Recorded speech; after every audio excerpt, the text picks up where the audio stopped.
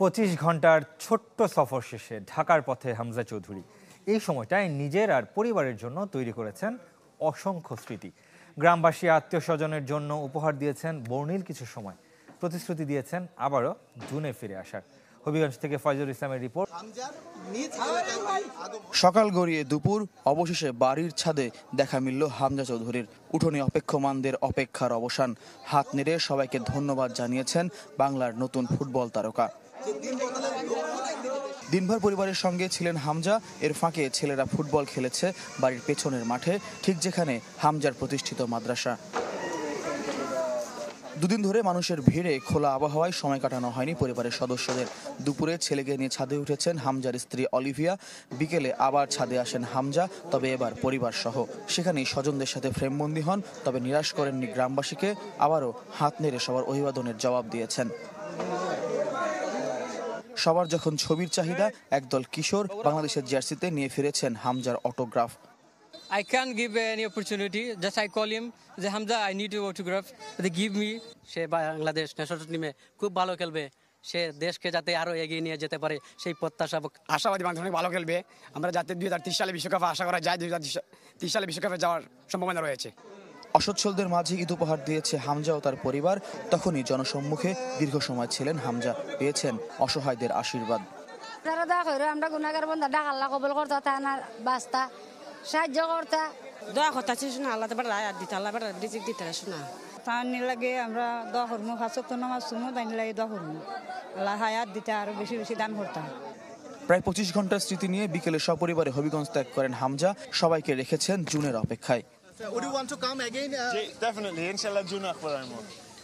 একরাশ প্রত্যাশা নিয়ে বিদায় দিয়েছেন স্নানঘাটবাসী। তারা এবার হামজাকে দেখবেন বাংলাদেশ জার্সিতে। ডেফিনেটলি মিস করব, বাট আসলে এই কোশ্চেনটা আমার মনে হয় কেন করলেন আপনি, আমি আই ডোন্ট নো। 23-এ ভারত বিশ্বকাপে ভাঙা আঙ্গুল নিয়ে লড়াকু ইনিংস খেলেই বাংলাদেশের চ্যাম্পিয়ন্স ট্রফির টিকিট নিশ্চিত করেছিলেন সাকিব আল হাসান। অথচ আইসিসির এই ইভেন্টে যাওয়ার আগে প্রেস কনফারেন্সে সেই নামী অলরাউন্ডারকে নিয়ে প্রশ্নেই চটেছিলেন টাইগার কাপ্তান নাজমুল শান্ত। মাইক্রোফোনের সামনে আচরণ যেমনই হোক, 22 গজে ঠিকই সুপার 75কে বড্ড মিস করেছে টিম বাংলাদেশ। পাকা অলরাউন্ডারের অভাব কি সহসাই কাটবে? আমাদের হয়তো দুবাইতে যদি আমাদের একটা স্পিনার বেশি থাকতো, আমরা হয়তো ওই ম্যাচটা আমরা অনেক ভালো কিছু করার সম্ভাবনা ছিল। আপনি যদি এখন ইন্ডিয়ান টিমে খেলেন, আপনি কিন্তু প্রথম থেকে অ্যাক্সিলেট করে খেলতে পারবেন, বা আপনি চারে খেললেও আপনি খেলা কিন্তু অ্যাক্সিলেট করতে পারবেন। কেন?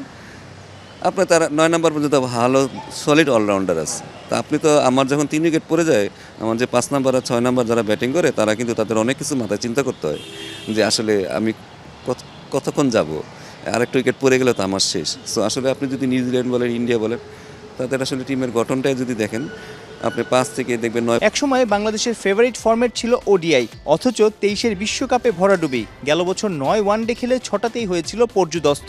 যাচ্ছে তাই অবস্থা ছিল চ্যাম্পিয়ন্স ট্রফিতে। এবার ঢাকা প্রিমিয়ার লিগের খবর। এনামুল হক বিজয়ের 149 রানের দারুণ ইনিংস। মোহামেডানকে 65 রানে হারিয়েছে গাজী গ্রুপ ক্রিকেটার।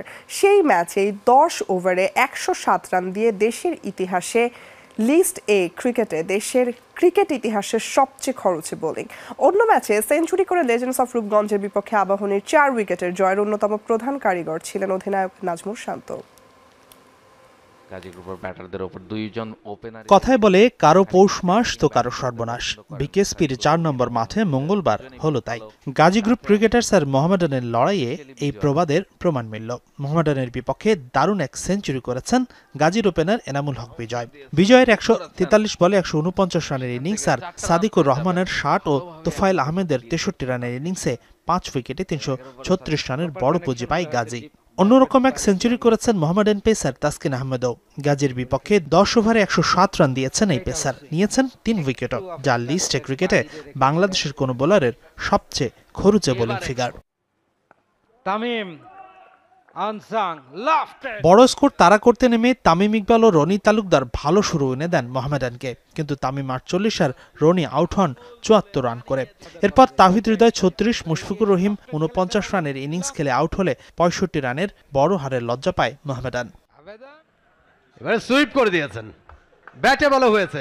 এদিকে বিকেএসপির ৩ নম্বর মাঠেও হয়েছে বড় স্কোর। আবাহনীর বিপক্ষে আগে ব্যাটিং করতে নেমে লেজেন্ডস অব রূপগঞ্জের 2 ব্যাটার সাইফ হাসান ও মাহমুদুল হাসান জয় করেন 50। সেই সাথে জাকের আলী, তানজিদ তামিম, সৌম্য সরকার, আফিফ হোসেন মাঝারি পুঁজি করলে 6 উইকেটে 292 রান করে লেজেন্ডসরা। বড় স্কোর তাড়া করতে নেমে ওপেনার জিসান আলমকে নিয়ে আবাহনীর হাল ধরেন অধিনায়ক নাজমুল শান্ত। জিসান 43 রানে আউট হলেও সেঞ্চুরি তুলে নেন শান্ত। 101 রান করে জয়ের ভিত গড়ে দেন নাজমুল। এরপর মমিনুল হক 35, মাহফুজ রাব্বি ঝড়ো 31 রানের ইনিংস খেললে 6 বলার 4 উইকেট হাতে রেখে জয় পায় আবাহনী। রান উৎসব হয়েছে মিরপুরেও। ধানমন্ডি স্পোর্টস ক্লাবের বিপক্ষে আগে ব্যাটিং করে 3 শতাধিক রানের পুঁজি পেয়েছে prime bank cricket club. Opener Naim Sheikh 37 run করে আউট হলেও সাব্বির হোসেন, জাকির হাসান, ইরফান শুকুর ও শামীম পাটোয়ারি তুলেছেন 50। 37 বলে 62 রান করে শামীম অপরাজিত থাকলে 5 উইকেটে 308 রানের পুঁজি পায় প্রাইম। বড় স্কোর তাড়া করতে নেমে শুরুটা খারাপ হয়নি ধানমন্ডির, তবে ফজলে রাব্বি 79 আর ইয়াসির আলীর 46 রানের ইনিংস ছাড়া বাকিরা ব্যর্থ হওয়ায় 253 রানে অল আউট হয় নুরুল হাসান সোহানের দল। এ যেন বিনা মেঘে বজ্রপাত, অপ্রত্যাশিত আঘাত। বিগ ম্যাচে নাই বিগ সুপারস্টার, লিওনেল নাই বিশ্বকাপ বাছাইয়ের ম্যাচে। অথচ স্কোয়াড ঘোষণার 24 ঘন্টারও কম সময় আগে আতালান্তা ইউনাইটেডের বিপক্ষে পুরো 90 মিনিট খেলেছেন মেসি, করেছেন একটা গোলও। তারপরেও আলবিসেলেস্তে বহরে এলেমটেনের না থাকা বড় বিস্ময়। পরে জানা গেছে ইনজুরির কারণেই নেই লিও। যদিও মেসির ক্লাব ইন্টার মায়ামির পক্ষ থেকে নিশ্চিত করা হয়েছে পায়ের অ্যাডাক্টর পেশির ইনজুরি গুরুতর নয় মোটেও। লোয়ার গ্রেডের ইনজুরি চাইলেই 25 মার্চ ব্রাজিলের বিপক্ষে ম্যাচে মাঠেও নামার ঝুঁকি নিতে পারতেন তিনি। তবে বয়স, ভবিষ্যৎ ক্যারিয়ার আর ওয়ার্কলোডের ভাবনায় ক্লাব থেকে দেয়া হয়নি ছাড়পত্র। ঝুঁকিও নেয়নি আর্জেন্টাইন ফুটবল অ্যাসোসিয়েশন। তবে অধিনায়ক বলে কথা না থেকেও লিও আছেন, কথা দিয়েছেন থাকবেন। গলা ফাটাবেন আর 5টা সমর্থকদের মতোই। অপ্রত্যাশিতভাবে ছিটকে যাওয়ার পর সমর্থকদের জন্য ইনস্টাগ্রামে একটি বার্তা দিয়েছেন মেসি, বলেছেন নিজের আক্ষেপের কথা।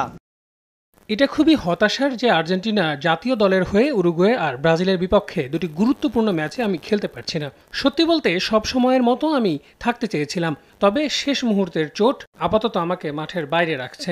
যদিও চোট খুব একটা গুরুতর নয়, অন্য সব সমর্থকের মতোই এখান থেকেও আমি দলকে সমর্থন করব এবং গলা ফাটাবো। এগিয়ে যাও আর্জেন্টিনা। বিশ্বকাপ বাছাইয়ের ম্যাচে কনমেবল অঞ্চলের টেবিল টপার হলেও খুব একটা ছন্দে নেই আর্জেন্টিনা। নিজেদের সবশেষ 5 ম্যাচে 2 হারের সঙ্গে আছে 1 ড্র। তাই তো শনিবার মন্তেভিওতে উরুগুয়ের বিপক্ষে ম্যাচ, এসিড টেস্ট আলবিসেলেস্তেদের। আছে বুধবার ব্রাজিলের বিপক্ষে ঘরের মাঠে সুপার ক্লাসিকো। মেসিবিহীন আর্জেন্টিনা কেমন করে তাই এখন দেখার অপেক্ষা। ওয়ান ড্রাইভে একটা সিঙ্গেলে 3 অঙ্কের ম্যাজিক ফিগারে পৌঁছালেন। সব আলোচনা আর সমালোচনাকে যেন ব্যাট উঁচিয়ে মাঠের বাইরে পাঠিয়ে দিলেন নাজমুল হোসেন শান্ত। 107 বলে 12 আর 2 ছক্কায় তুলে নিলেন লিস্টে ক্রিকেটের 13তম সেঞ্চুরিটা। চলতি ডিপিএলে মোটেও ছন্দে ছিলেন না জাতীয় দলের অধিনায়ক শান্ত। প্রথম 5 ম্যাচে 4 ইনিংসে মোটে 19.50 গড়ে রান করেছিলেন 78। স্ট্রাইক রেটটাও যাচ্ছে তাই, মাত্র 53.79। নিজেকে যেন হারিয়ে খুঁজছিলেন শান্ত, তবে অবশেষে স্বস্তির হাসি হেসেছে তার ব্যাট। 293 রানের টার্গেটে পারভেজ হোসেন ইমনকে হারিয়ে বিপাকে পড়ে আবাহনী। তখনই ত্রাতা হিসাবে হাজির হন শান্ত।